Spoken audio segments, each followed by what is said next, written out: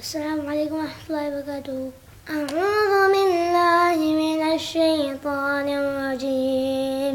أحل لكم ليلة الصيام الرفث إلى نسائكم هن لباس لكم وأنتم لباس لهن علم الله أنكم كنتم تختانون أنفسكم فتاب عليكم وعفى عنكم فالآن باشروهن وابتغوا ما كتب الله لكم وكلوا واشربوا حتى يتبين لكم الخيط الأبيض من الخيط الأسود من الفجر ثم أتموا الصيام إلى الليل ولا تباشروهن وأنتم عاكفون في المساجد تلك حدود الله ولا تقربوها كذلك يبين الله آياته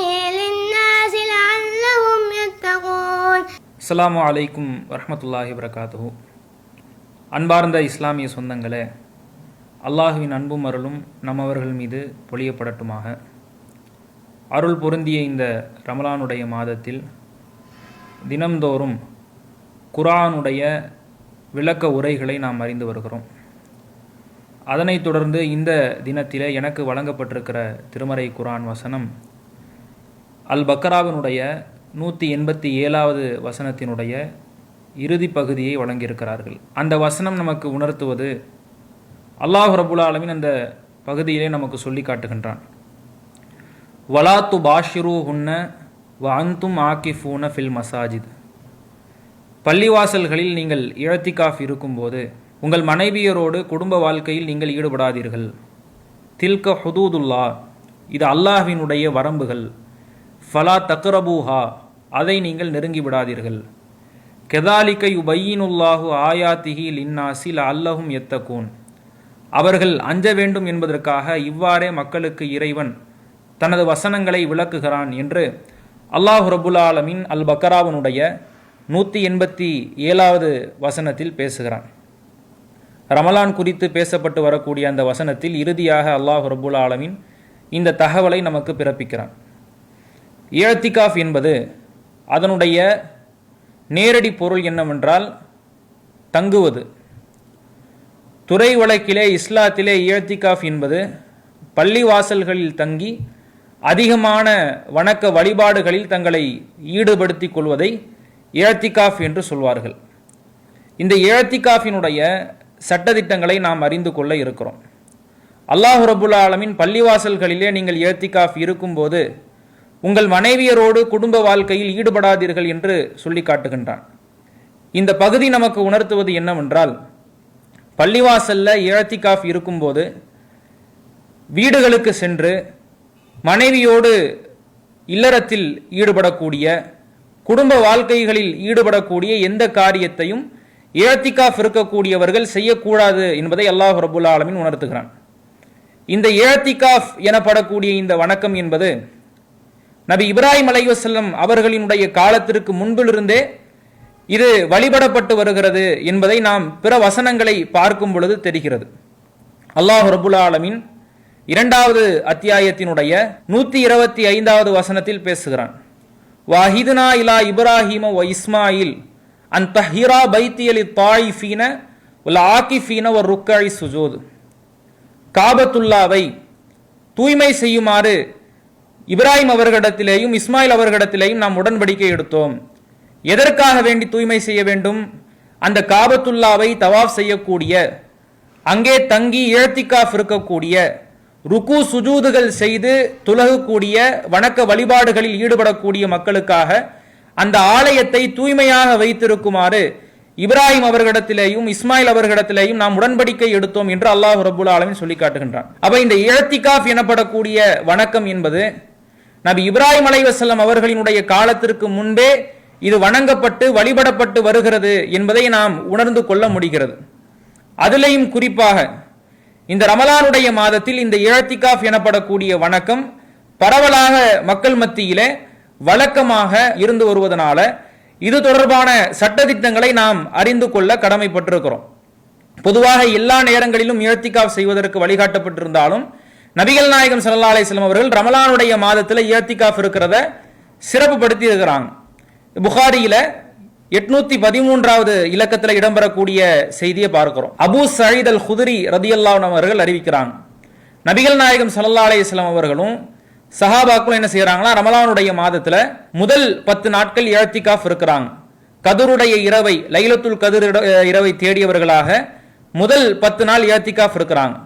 அப்படி இருக்கக்கூடிய வேளையில அந்த 10வது இரவுல ஜிப்ரீல் அலைஹிஸ்ஸலாம் ஒரு செய்தியை சொல்றாங்க, இன்னல்லதி தத்துலுபு அமாமக்க, நீங்கள் எந்த இரவை தேடி இஅ்திகாஃப் இருந்தீர்களோ அது உங்களுக்கு அடுத்து வரக்கூடிய 10 இருக்கின்றது. ரமலானுடைய மாசத்துல முதல் 10 இருக்கிறாங்க. அப்படி இருக்கும் பொழுது ஜிப்ரீல் அலைஹிஸ்ஸலாம் அவர்கள் அல்லாஹ்வுடைய தூதருக்கு நீங்கள் தேடக்கூடிய இரவு அடுத்த 10 இரவுல இருக்கிறது, நடு 10 இரவுல இருக்கிறது அப்படிங்கிறாங்க. அப்ப உடனே அல்லாஹ்வுடைய தூதர் ஃபஅத்தகஃபல் அஷ்ரல் அவுஸத், இரண்டாவது 10ல அல்லாஹ்வுடைய தூதர் பள்ளிவாசல்ல தங்கி இஅ்திகாஃப் இருக்கிறாங்க. ஃபஅத்தகஃப்னா மஅஹு, அவர்களோடு நாங்களும் இஅ்திகாஃப் இருந்தோம் அப்படிங்கிறாங்க அபூ சயீத் ரலியல்லாஹு அன்ஹு அவர்கள். இதை சொல்லிட்டு ஃபஅதாஹு ஜிப்ரீலு, இப்போ என்ன செய்யறாங்கன்னா அந்த 10 இரவுகள் முடிந்த பிறகு ஜிப்ரீல் அலைஹிஸ்ஸலாம் அவர்கள் வர்றாங்க. ஃபகால இன்னல்லதி தத்துலுபு அமாமக்க, நீங்கள் தேடக்கூடியது அடுத்து வரக்கூடிய 10 இரவில் இருக்கிறது அப்படிங்கிறத தெரியப்படுத்துறாங்க. அப்ப நபிகள் நாயகம் ஸல்லல்லாஹு அலைஹி வஸல்லம் அவர்கள் யாரெல்லாம் இஅ்திகாஃப் முடிச்சிட்டு வீட்டுக்கு போனாங்களோ அவர்களை மீண்டும் அழைத்து பள்ளியை இஅ்திகாஃப் இருக்குமாறு வலியுறுத்துறாங்க. அப்ப நபிகள் நாயகம் ஸல்லல்லாஹு அலைஹி வஸல்லம் அவர்கள் ரமலானுடைய மாதத்துல லைலத்துல் கத்ருடைய இரவை தேடியவர்களாக இஅ்திகாஃப் இருந்திருக்கிறாங்க அப்படிங்கிறத ஹதீஸ்கள்ல பார்க்க முடிகிறது. அதனை தொடர்ந்து அன்னை ஆயிஷா ரலியல்லாஹு அன்ஹா அறிவிக்கக்கூடிய செய்தி சஹீஹுல் புகாரியில 2026வது இலக்கத்தில் இடம்பெறுகிறது. அந்த செய்தி நமக்கு உணர்த்துவது என்னவென்றால், அண்ணன் நபியே ஸல்லல்லாஹு அலைஹி வஸல்லம், நபிகள் நாயகம் ஸல்லல்லாஹு அலைஹி வஸல்லம் அவர்கள் கான யஅ்தகிஃபுல் அஷ்ரல் அவாஹிர மின் ரமலான, ரமலானுடைய மாதத்திலே இறுதி 10 இரவுகளில் அல்லாஹ்வுடைய தூதர் இஅ்திகாஃப் இருந்தார்கள். ஹத்தா தவஃபாஹுல்லாஹு, அல்லாஹ் அவர்களை கைப்பற்றுகின்ற வரை, அவர்களினுடைய உயிரை கைப்பற்றுகின்ற வரை நபிகள் நாயகம் ஸல்லல்லாஹு அலைஹி வஸல்லம் அவர்கள் ரமலானுடைய இறுதி 10 இரவிலே பள்ளிவாசலிலே இஅ்திகாஃப் இருந்தார்கள். சும்ம அஅ்தகஃப அஸ்வாஜுஹு மின் பஅதிஹி, அவர்களுக்கு பிறகு அவர்களினுடைய மனைவிமார்கள் இஅ்திகாஃப் இருப்பார்கள் அப்படிங்கிற தகவலை ஆயிஷா ரலியல்லாஹு அன்ஹா அறிவிக்கிறாங்க. அப்ப நபிகள் நாயகம் ஸல்லல்லாஹு அலைஹி வஸல்லம் அவர்கள் ரமலானுடைய மாதத்துல கத்ருடைய இரவை, பாக்கியம் பொருந்திய லைலத்துல் கத்ருடைய இரவை தேடியவர்களாக பள்ளிவாசல்ல இஅ்திகாஃப் இருந்து அதிகமான வணக்க வழிபாடுகளில் ஈடுபட்டிருக்கக்கூடிய செய்திகளை நாம பார்க்க முடிகிறது. இப்ப நாமளும் ரமலானுடைய மாதத்தை அடைந்திருக்கிறோம். இப்ப அடைந்திருக்கும் போது இந்த இஅ்திகாஃப்ங்கிற வணக்கத்தை எப்ப ஆரம்பிக்கலாம், எப்ப இந்த வணக்கத்தை முடிக்க வேண்டும் அப்படிங்கிற கேள்விகள் நமக்கு எழலாம்.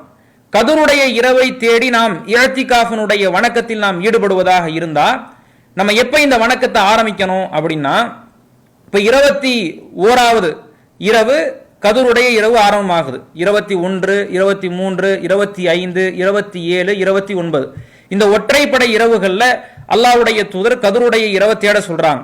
ஆனா இஅ்திகாஃப் இருக்கும் பொழுது இறுதி 10 இரவு தான் என்ன செய்யணும், இஅ்திகாஃப் இருக்கணும். இப்ப எப்ப நம்ம இந்த இஅ்திகாஃப் ஆரம்பிக்கிறது அப்படின்னா, 21வது இரவுக்கு முன்பாக 20வது நாள் இருக்கும்ல, பிறை 20, ரமலான் மாதத்தினுடைய பிறை 20, அந்த தினத்தினுடைய ஃபஜர் தொழுகையை முடித்ததற்கு பின்பாக நம்ம என்ன செய்யணும்னா பள்ளிவாசல்ல இஅ்திகாஃப் இருப்பதற்காக புறப்பட்டு விட வேண்டும். இதை ஹதீஸ்கள்ல நம்ம பார்க்கிறோம். புகாரியில 2041வது இலக்கத்தில் இடம்பெற்றிருக்கக்கூடிய செய்தி நமக்கு அதை தெரியப்படுத்துகிறது. ஆயிஷா ரலியல்லாஹு அன்ஹா அவங்க அறிவிக்கிறாங்க, கான ரசூலுல்லாஹி ஸல்லல்லாஹு அலைஹி வஸல்லம் யஅ்தகிஃபு ஃபி குல்லி ரமலான, அல்லாஹ்வுடைய தூதர் எல்லா ரமலான் மாதத்திலும் இஅ்திகாஃப் இருப்பார்கள். ஃபஇதா ஸல்லல் கதாத்த, சுபூஹ் தொழுகையை முடித்து விட்டால் தஹல மகானஹுல்லதி இஅ்தகஃப ஃபீஹி, அவர்கள் இஅ்திகாஃப் இருக்கக்கூடிய இடத்திற்கு சென்று விடுவார்கள், பள்ளிவாசலுக்கு போயிடுவாங்க அப்படின்னு ஆயிஷா ரலியல்லாஹு அன்ஹா அறிவிக்கக்கூடிய செய்தி சஹீஹுல் புகாரியில இடம்பெறுகிறது. அப்ப இந்த செய்தி நமக்கு உணர்த்துவது என்ன, லைலத்துல் கத்ருடைய இரவை தேடியவர்களாக அல்லாஹ்வுடைய தூதர் இஅ்திகாஃப் இருக்கும் பொழுது ஃபஜர் தொழுகையை முடிச்சிட்டதுக்கு பிறகு என்ன செஞ்சிருவாங்க, இஅ்திகாஃப் இருக்கக்கூடிய இடத்துக்கு போயிடுவாங்க. அப்படின்னா 21வது இரவை தாண்டி போக மாட்டாங்க. ஏன்னா 21வது பிறையினுடைய ஃபஜர் தொழுகை முடித்ததற்கு பின்பாக நாம இஅ்திகாஃப்ல இருந்தோம்னா அந்த கத்ருடைய இரவை நம்ம என்ன செய்ய முடியாது, ஒற்றைப்படையினுடைய இரவை அடைய முடியாது.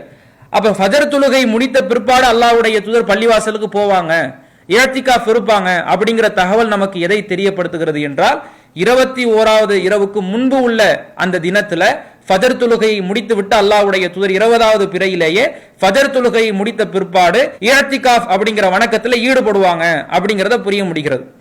இதனை அடுத்து பார்த்தோம்னா எப்ப முடிக்கலாம் அப்படிங்கறதையும் ஹதீஸ்கள்ல பார்க்க முடிகிறது. அதாவது எந்த தினத்துல எந்த இரவுல நமக்கு நோன்பு முடிகிறதோ, இப்ப 29வது இரவுல இருப்போம், 29வது இரவு முடிஞ்சிரும், பகல் ஆரம்பிக்கும், அதோட அந்த மகரிப்போட என்ன செஞ்சிடும்னா அந்த 29வது பிறை முடிந்து விடும்.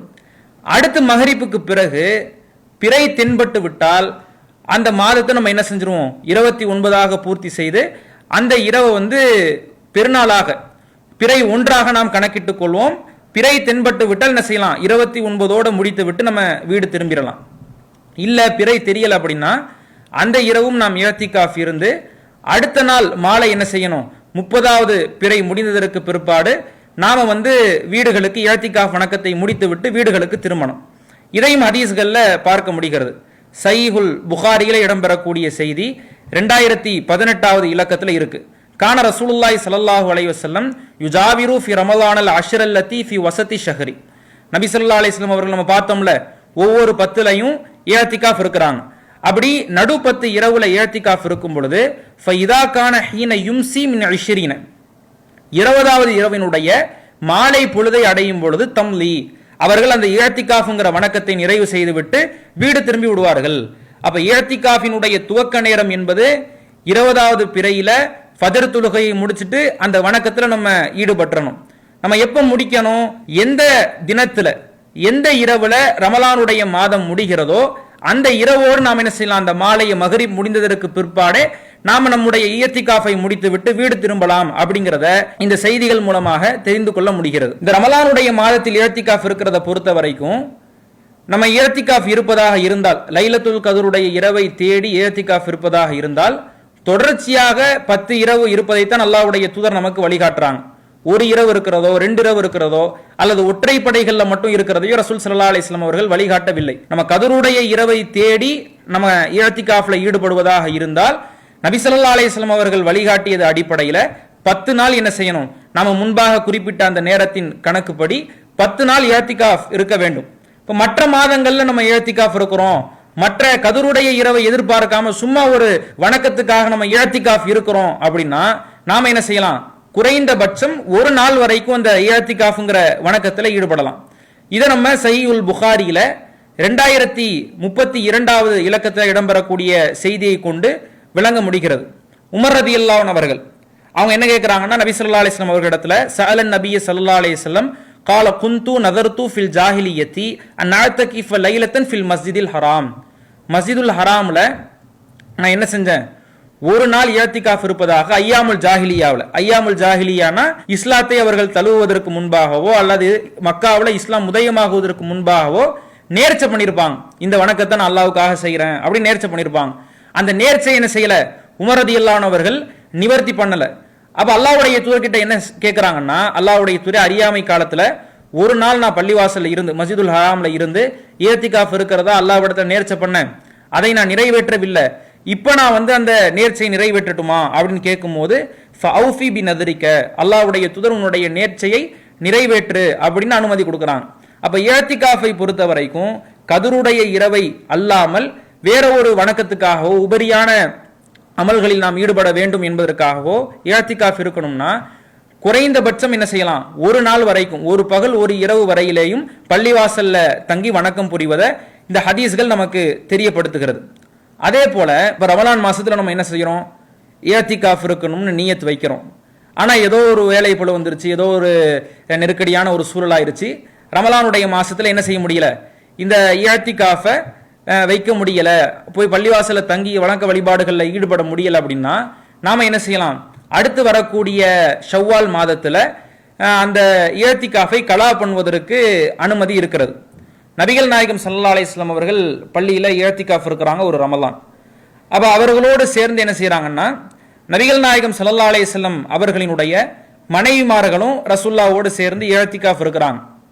இப்படி இருக்கும்போது ஆயிஷா ரலியல்லாஹு அன்ஹா என்ன கேட்கிறாங்கன்னா, அல்லாஹ்வுடைய தூதரே பள்ளிவாசல்ல இஅ்திகாஃப் இருக்கிறோம், நான் வந்து எனக்காக ஒரு தனியான கூடாரத்தை அமைத்துக் கொள்ளட்டுமா அப்படின்னு கேட்குறாங்க. தனியாக ஒரு டென்ட் மாதிரி போட்டு அதில் நான் இருந்து அதில் தனியாக வழிபாடு செய்யட்டுமா அப்படின்னு ஆயிஷா ரதியல்லாஹு அன்ஹா கேட்குறாங்க. அல்லாஹ்வுடைய தூதர் அனுமதி வழங்குறாங்க.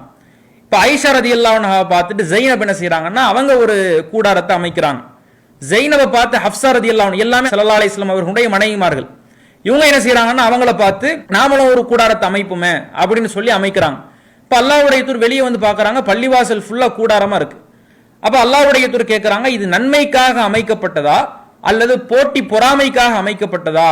இது உடனே என்ன செய்யப்படணும், அகற்றப்படணும். பள்ளிவாசல்ல இஅ்திகாஃபுக்காக கூடாரங்கள் அமைக்கப்படக்கூடாது அப்படிங்கறத நபி ஸல்லல்லாஹு அலைஹி வஸல்லம் அவர்கள் தெளிவுபடுத்தி அந்த மாதமே கோவமா என்ன செய்யறாங்க, நான் இஅ்திகாஃப் இருக்கல அப்படின்னு சொல்லிட்டு போறாங்க. இந்த செய்தி வந்து புகாரியில 2041வது இலக்கத்தில் இடம்பெறுகிறது.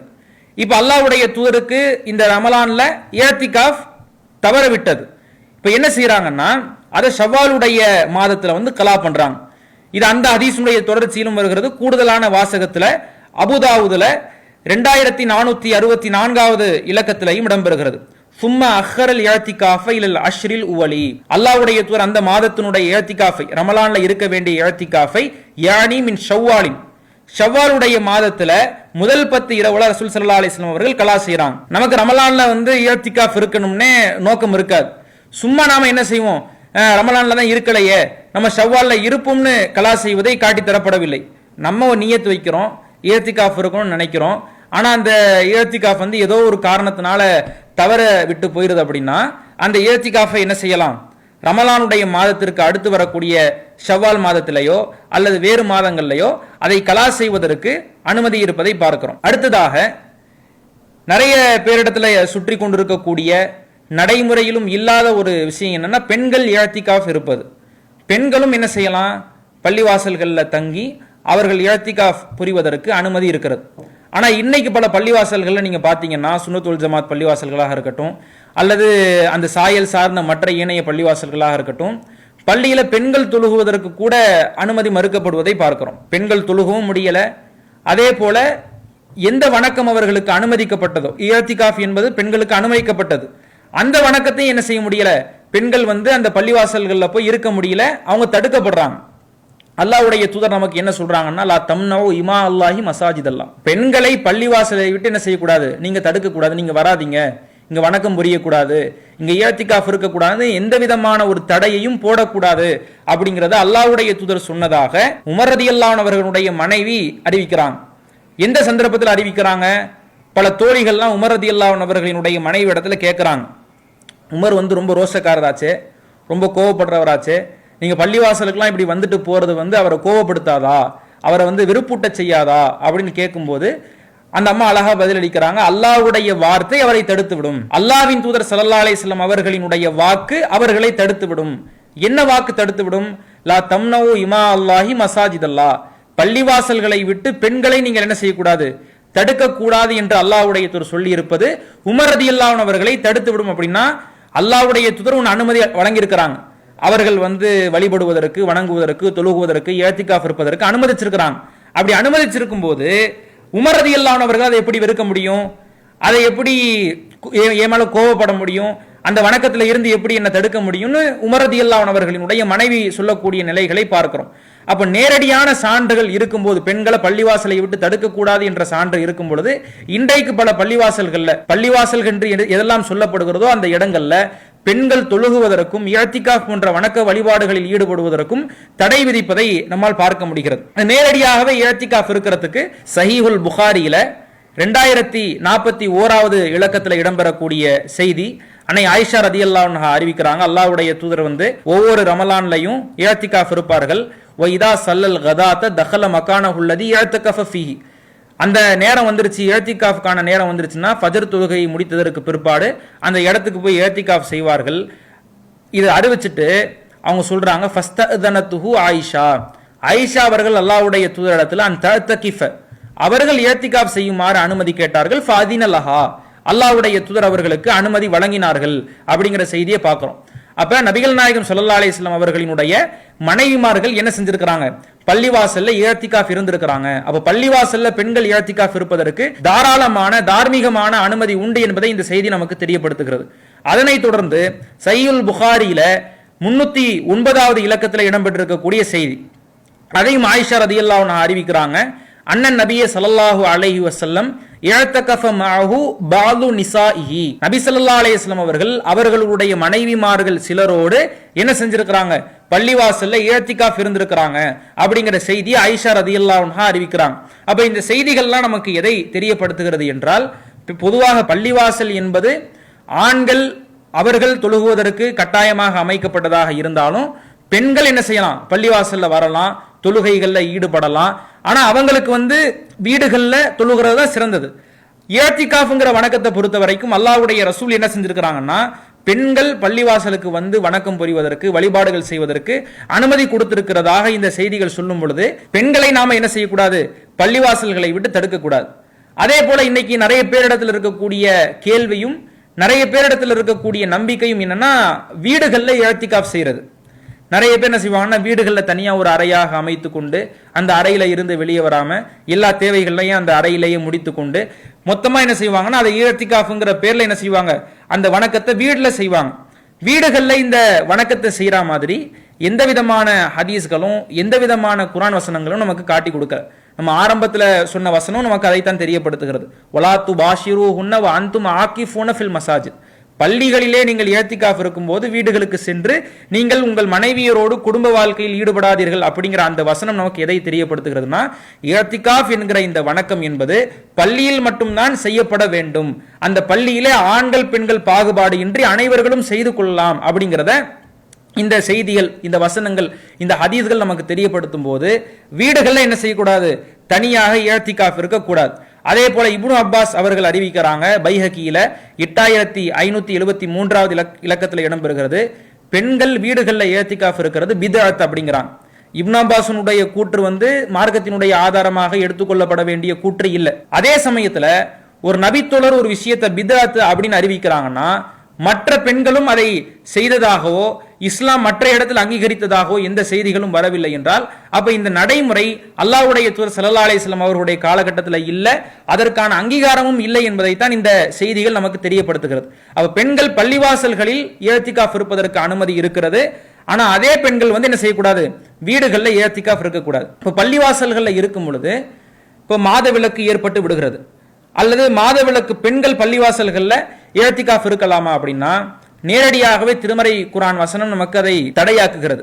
அல்லாஹ் ரப்பல் ஆலமீன் திருமறை குர்ஆன்ல 4வது அத்தியாயத்துல 43வது வசனத்துல சொல்லி காட்டுறான், யா அய்யுஹல்லதீன ஆமனு, இறை நம்பிக்கை கொண்டவர்களே, லா தக்ரபு ஸலாத்த வ அன்தும் சுகாரா, நீங்கள் போதை வயப்பட்டவர்களாக இருக்கும் பொழுது தொழுகைக்கு நெருங்காதீர்கள்.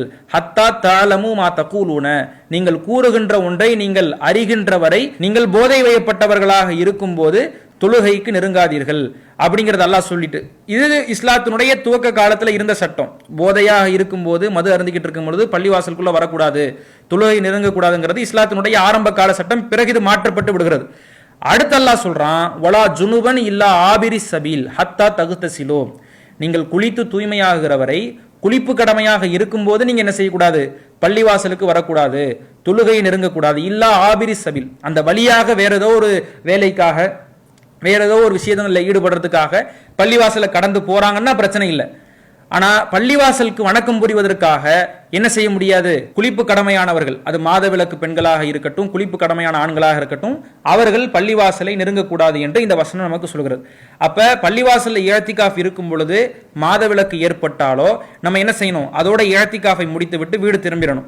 அல்லது மாதவிலக்கு பெண்களாகவே அந்த ஒரு குறிப்பிட்ட நேரத்தில் நமக்கு மாதவிலக்கு ஏற்படுது என்று இருந்தாலோ நாம என்ன செய்ய முடியாது, பள்ளிவாசல்களுக்கு சென்று இஅ்திகாஃப் இருக்க முடியாது என்பதை இந்த செய்திகள் தெரியப்படுத்துகிறது. அதுல ஒரு கூடுதலாக நாம கவனிக்க வேண்டிய ஒரு விஷயம் என்னவென்றால், சில பெண்களுக்கு என்ன ஆகும்னா, 4 நாள் 5 நாள் மாதவிலக்கு காலம் முடிஞ்சு இன்னும் ஒரு 4 நாள் 5 நாள் என்ன செய்யும்னா தொடர் உதிர போக்கா இருக்கும், ப்ளீடிங் ஆகிக்கிட்டே இருக்கும். அது மாதவிடாய் இல்ல, அது ஒரு நோய்ங்கிறாங்க ரசூலுல்லாஹ்.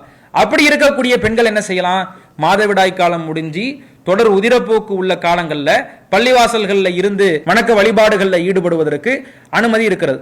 இது ஆயிஷா ரதியல்லாஹு அன்ஹா அறிவிக்கிறாங்க, சஹீஹுல் புகாரியில 309வது இலக்கத்தில் இடம்பெறக்கூடிய செய்தி.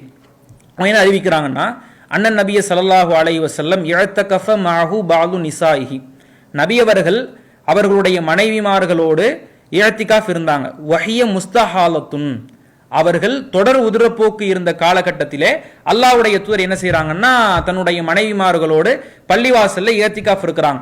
அப்ப மாதவிலக்கு காலம் முடிஞ்சு ஒரு தொடர் உதிரப்போக்கு ப்ளீடிங் ஆகிக்கிட்டே இருக்குன்னா அது ஒரு நோய்.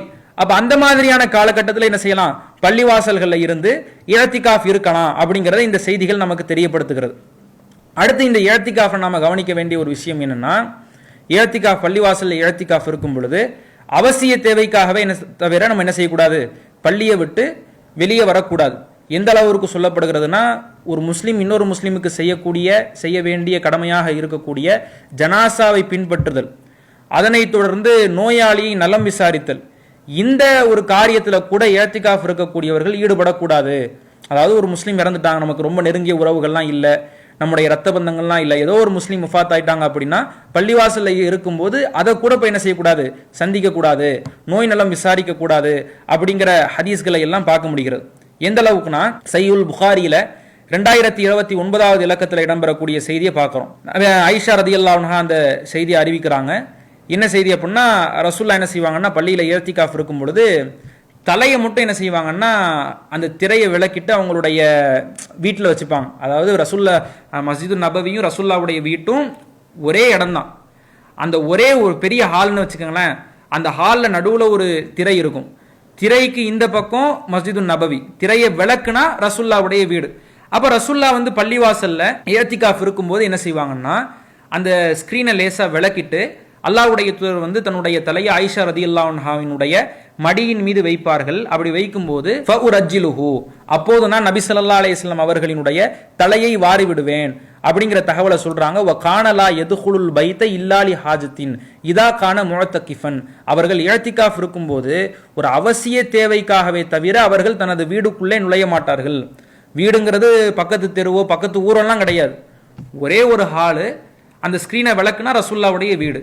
இப்படி இருக்கக்கூடிய நிலையிலையுமே அல்லாஹ்வுடைய தூதர் அவசிய தேவையாக இருந்தால் மட்டும்தான் என்ன செய்வாங்க, பள்ளிவாசலை விட்டு வெளியே வருவாங்க. அவ பள்ளிவாசல் என்று, பள்ளிவாசலினுடைய மஹல்லா என்று எது நமக்கு சொல்லப்பட்டிருக்கிறதோ அந்த இடத்துல மட்டும்தான் என்ன செய்யணும், இருந்து வழிபாடுகள் செய்யணும். எந்த விதமான ஒரு அவசியமான தேவைக்காகவே தவிர பள்ளிவாசலை விட்டு வெளியே வரக்கூடாது. எதுக்கெல்லாம் வருவோம், குளிப்பு கடமையாயிருச்சு, பள்ளிவாசலே குளிக்க முடியுமா, பள்ளிவாசலில் குளிக்க முடியாது, பாத்ரூமில் போய் தான் குளிக்க முடியும். இப்போ மலம் ஜலம் போன்ற இயற்கை தேவைகளை நிவர்த்தி செய்யக்கூடிய ஒரு நிலைகள் ஏற்படுது. பள்ளிவாசல் அதற்கான வசதிகள் இருக்காது, வெளியே தான் பாத்ரூம் இருக்கும், பாத்ரூமும் பள்ளிவாசலுடைய கணக்கில் வராது. அப்போ அந்த மாதிரியான தேவைகளுக்கு என்ன செய்யலாம், வெளியே போய் இது மாதிரியான காரியங்களில் ஈடுபடலாமே ஒழிய அவசிய தேவைக்காக தவிர சும்மா வெளியே போகிறது, சும்மா பேசிக்கிட்டு இருக்கிறது, இந்த மாதிரி எந்த ஒரு காரியங்களையும் என்ன செய்யக்கூடாது, ஈடுபடக்கூடாது. அதே போல இஅ்திகாஃப் இருக்கும் பொழுது நபி ஸல்லல்லாஹு அலைஹி வஸல்லம் அவர்கள் இஅ்திகாஃப் இருக்கிறாங்க, பல சஹாக்களும் இருக்கிறாங்க, எல்லாரும் என்ன செய்யறாங்கன்னா சத்தமா கூச்சலிட்டு குர்ஆனை ஓதுறாங்க. அப்ப நபிகள் நாயகம் ஸல்லல்லாஹு அலைஹி வஸல்லம் அவர்கள் கண்டிக்கிறாங்க, அலா அறிந்து கொள்ளுங்கள், இன்ன குல்லக்கும் முனாஜின் ரப்பஹு, உங்கள் இறைவனை நீங்கள் ரகசியமாக அழைத்து வணக்கத்தில் ஈடுபட வேண்டும். ஃபலா யுதியன்ன பாலுக்கும் பாலா, உங்கள் சிலரை என்ன செய்யக்கூடாது, நோவினைப்படுத்தி விடக்கூடாது. ஒலா எர்ஃபவு பாலுக்கும் அலா பாலின் ஃபில் கிராஅத்தி, ஓதுவதுல உங்களை விட இன்னொருத்தர் என்ன செஞ்சிட்டாங்க, குரலை அதிகமாக உயர்த்தி ஓதி விடுகிறார்கள், அப்படி ஓதிவிடக் கூடாது அப்படிங்கிறத ரசூல் ஸல்லல்லாஹு அலைஹி வஸல்லம் அவர்கள் இஅ்திகாஃப் இருக்கும்போது இந்த தகவலை சொன்னதாக சுனன் அபூதாவுதுல 1332வது இலக்கத்தில் இந்த செய்தி இடம்பெறுகிறது. அப்ப சத்தமாக ஓதுறது, கூச்சலிடுறது, பள்ளிவாசல் அதிகமாக பேசுறது, இந்த மாதிரி எந்த ஒரு காரியங்களையும் என்ன செய்யக்கூடாது, ஈடுபடக்கூடாது. ஆனா இன்னைக்கு இஅ்திகாஃப்ங்கிற பேர்ல நடைபெறுவது என்னன்னா, இஅ்திகாஃப்ங்கிற பேர்ல ஒரு பெட்டியை தூக்கிட்டு பள்ளிவாசலுக்கு போயிட்டாங்க, வணக்க வழிபாடுகளில் ஈடுபடுறாங்கன்னு பார்த்தா வணக்க வழிபாடுகளில் ஈடுபடுறது குறைவா இருக்கு. மற்ற காரியங்கள்ல பள்ளிவாசல்ல பேசுறது, சிரிக்கிறது, அரட்டை அடிக்கிறது, சத்தமாக கத்துறது, கூச்சல் போடுறது, இது மாதிரியான காரியங்கள்ல ஈடுபடுறத பாக்குறோம். அதே போல பாத்தீங்கன்னா நைட்டு ஃபுல்லா உட்காந்து போன் நோண்டுறது, போனை யூஸ் பண்ணிக்கிட்டு இருக்கிறது, ரீல்ஸை பார்த்துக்கிட்டு இருக்கிறது. அப்ப அந்த சித்தம் சிதையக்கூடிய வண்ணமாக அந்த இபாதத்தை நாம் என்ன செய்து விடக்கூடாது, ஆக்கிவிடக்கூடாது. அப்ப பள்ளிவாசல்கள்ல நாம இருக்கும் பொழுது பள்ளிவாசலுக்கு என்று என்னென்ன புனிதங்கள்லாம் சொல்லப்பட்டிருக்கிறதோ அந்த புனிதங்களை நாம் என்ன செய்ய வேண்டும், காப்பாற்ற வேண்டும். பள்ளிவாசல்ல இருக்கும் பொழுது வியாபாரம் தொடர்பான எந்த டாக்ஸும் என்ன இருக்கக்கூடாது, அந்த பள்ளிவாசல்ல இருக்கும் பொழுது இருக்கக்கூடாது. அப்ப அப்படி இருக்கும்போது அந்த வியாபாரத்தில் ஈடுபடுறது, குளிப்பு கடமையான நிலையில பள்ளிவாசல்ல இருக்கிறது, பள்ளிவாசல்ல சத்தமா கூச்சலிட்டு பேசுறது, அரட்டை அடிக்கிறது, பள்ளிவாசல்கள் அசுத்தமாக வச்சுக்கிறது, நாமளும் அசுத்தமாக இருக்கிறது, இது போன்ற விஷயங்கள்ல எல்லாம் பள்ளிவாசலினுடைய புனிதத்தை, அதனுடைய சித்தத்தை சிதைக்கக்கூடிய விஷயமாக இஸ்லாமிய மார்க்கம் நமக்கு சொல்லித் தருகிறது. அப்ப அந்த மாதிரியான எந்த ஒரு காரியங்களையும் ஈடுபடாமல் எந்த நோக்கத்திற்காக நாம் இஅ்திகாஃப் இருக்க போறோமோ அந்த நோக்கத்தை நிவர்த்தி செய்யக்கூடிய வண்ணமாக அதிகமான வணக்க வழிபாடுகளில் ஈடுபட வேண்டும். அதிகமாக குர்ஆன் ஓதணும், அதிகமாக தொழுகணும், அல்லாஹ்வை அதிகமாக வணங்கணும். அந்த குறுகிய காலகட்டத்தில் நம்ம எவ்வளவுக்கு எவ்வளவு அதிகமான நன்மைகளை சம்பாதிக்க முடியுமோ அவ்வளவுக்கு அவ்வளவு நன்மைகளை சம்பாதிக்க முயற்சிக்க வேண்டுமே தவிர தேவையில்லாத காரியங்களை நம்ம என்ன செய்யக்கூடாது, ஈடுபடக்கூடாது. அல்லாஹ் ரப்பல் ஆலமீன் அதைத்தான் அந்த வாசகத்தை முடித்துவிட்டு நமக்கு சொல்கிறான், தில்க ஹுதூதுல்லாஹ், இது அல்லாஹ்வினுடைய வரம்புகள். மனைவி இடத்துல நீங்க குடும்ப வாழ்க்கையில ஈடுபடாதீங்கிறத இஅ்திகாஃபினுடைய ஒரு ஒழுங்குமுறையை சொல்லிவிட்டு தில்க ஹுதூதுல்லாஹ், இது அல்லாஹ்வினுடைய வரம்புகள், ஃபலா தக்ரபூஹா, அதை நீங்கள் நெருங்காதீர்கள் அப்படிங்கிறான் அல்லாஹ். பொதுவாக பல வசனங்கள் அல்லாஹ் எப்படி பயன்படுத்துவான்னா அல்லாஹ்வினுடைய எல்லைகளை நீங்கள் கடக்காதீர்கள் அப்படின்னு அல்லாஹ் பயன்படுத்துவான். ஆனா இந்த இஅ்திகாஃபினுடைய பள்ளிவாசல்ல உள்ள ஒரு அமல் அப்படிங்கிறதுனால அல்லாஹ் ரப்புல் ஆலமீன் இந்த வரம்புகளை நீங்கள் நெருங்காதீர்கள் அப்படிங்கிறான்.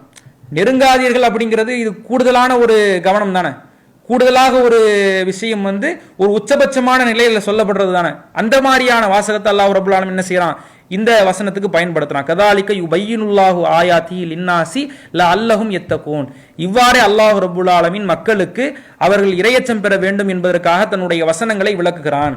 பள்ளிவாசல்களில் இருக்கும் பொழுது அதனுடைய ஒழுங்குமுறைகளை பேணி அதனுடைய சித்தத்தை சிதைத்து விடாமல் அதனுடைய புனிதத்தை பால்படுத்தி விடாமல் எந்த நோக்கத்திற்காக பள்ளிவாசலுக்கு போய் இந்த இஅ்திகாஃப்ங்கிற வணக்கத்தை நாம் செய்தோமோ அந்த வணக்கம் பால்படுத்தப்பட்டு விடாமல் அந்த நோக்கம் முழுமையாக நிவர்த்தியாக வேண்டும், நிறைவேற்றப்பட வேண்டும், அந்த வணக்கங்கள் வழிபாடுகள் முறையாக கையாளப்பட வேண்டும், இதற்காக அவர்கள் அஞ்ச வேண்டும் என்பதற்காக இப்படி நம்முடைய வசனங்களை நாம் தெளிவுபடுத்துகிறோம் என்று அல்லாஹ் ரப்புல் ஆலமீன் இந்த அல் பக்ராவினுடைய 187வது வசனத்தை முடிக்கிறான்.